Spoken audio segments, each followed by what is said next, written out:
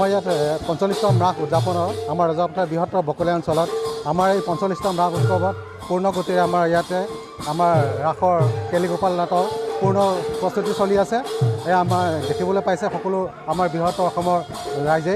আৰু আমাৰ ইয়াতে বিভিন্ন জনজাতি আৰু আমাৰ ইয়াতে তিৱা সম্প্ৰদায় আৰু কাৰ্বি সম্প্ৰদায় সকলো সম্প্ৰদায়েৰে আমাৰ জনজাতি ইয়াত ধুনীয়াকৈ আমাৰ পূৰ্ণ দমেৰে আমাৰ ইয়াতে ৰাস উৎসৱটি ধুনীয়াকৈ পালন কৰে। আমাৰ ইয়াতে বকলীয়া অঞ্চলৰ ৰজাপথাৰ অঞ্চলৰ বৃহত্তৰ আমাৰ এই কাছমাৰী ঠাইত আমি এবাৰ প্ৰথম প্ৰয়াত জুবিন গাৰ্গৰ প্ৰতিযোগিতা আমি ৰাখিবলৈ ইয়াত প্ৰয়াস কৰিছোঁ আৰু হৈছেও। আমাৰ পূৰ্ণ গতিৰে চলি আছে সেই প্ৰস্তুতি। আমাৰ প্ৰতিযোগিতাটো আমাৰ ইয়াত অৱলোকন কৰা হ'ব।